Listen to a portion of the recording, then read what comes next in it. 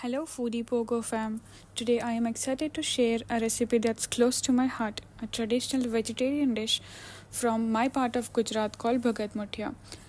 Let's take some soaked Chana Dal, add ginger, garlic and green chilies and make it into crumbly paste. You can either grind the Chana Dal or if you're like me and love more traditional approach, use a mortar and pestle. I prefer to smash the soaked dal into fine paste. Next, it's time to spice things up. To our paste, we'll add a spoon of Garam Masala, half spoon of turmeric powder, 2 spoons of Coriander and Cumin powder, and of course, don't forget to salt to taste. Mix everything thoroughly until all the flavors are well combined. I also like to add some fresh coriander stems and leaves to the mix, giving it that fresh herby taste. Now I know many of my Gujarati friends out there may have never tasted this before, but trust me, once you do, you're gonna go bananas. It tastes absolutely amazing. Now that our mixture is ready, it's time to shape the balls. Once that is done, it's time to fry. Heat up some oil in a pan and carefully place the muthia balls in. I used to add the muthias by hand, but after burning myself a few times, I've started using a spoon. It's okay to sometimes not be brave. I am not losing my power, but I am saving myself from a few days of pain. Pro tip: don't touch them for a few minutes once you have added them to oil. This helps them hold their shape and get that perfect golden brown color. Once they are crispy and golden, remove them from the flame and set them aside. Meanwhile, that my muthias are getting fried, I want to ask my friends and my family who have had this before.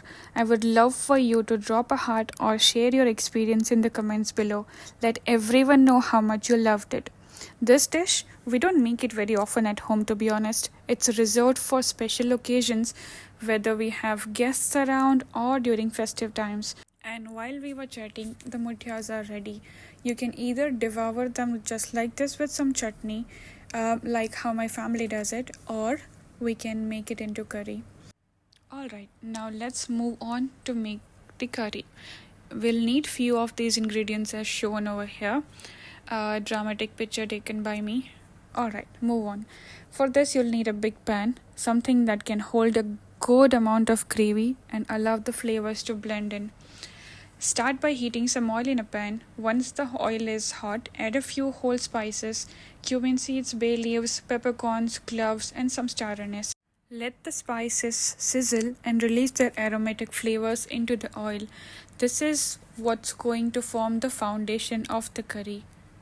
Now here comes a crucial step, adding the onions. You want to cook the onions until they are nicely caramelized, or at least see-through. The onion should be translucent and golden, forming a rich base for our gravy. Take your time in this step as it makes a big difference in the taste. Once your onions are perfectly cooked, add the ginger garlic paste. Stir it well, letting it cook until the raw aroma fades away and your kitchen smells amazing. This is when you know you're on the right track. Next, it's time to add our dry spices: turmeric powder, garam masala, green chili powder, coriander and cumin powder, and of course, salt. Mix these spices well with the onion mixture. I usually add a little bit of water at this stage to prevent the mixture from burning. I wish you could really smell this right now through your devices. It smells amazing. After mixing for a while, I see that the oils are being separated from the mixture and it's time for me to add tomatoes. Add the chopped tomatoes, mix everything really well, and then let the mixture cook until the oil starts to separate from masala. This is your signal that the base is ready.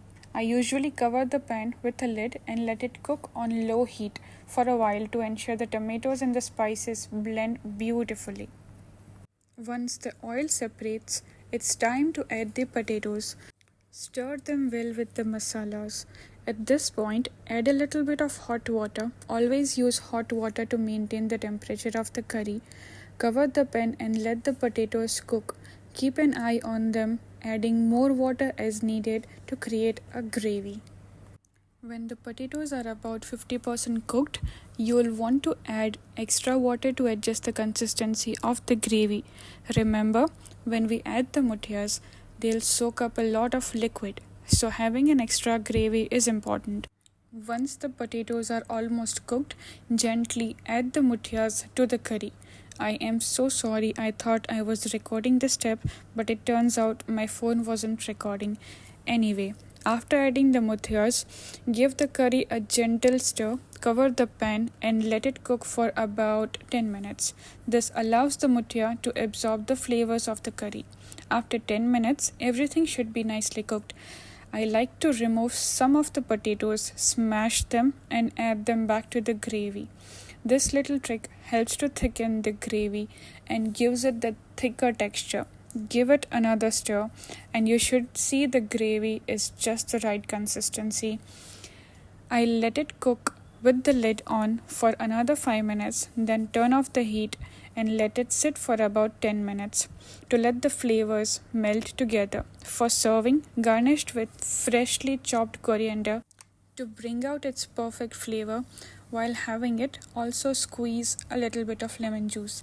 Traditionally, we enjoy this curry with something called as puda, which is basically a rice flour chila or dosha.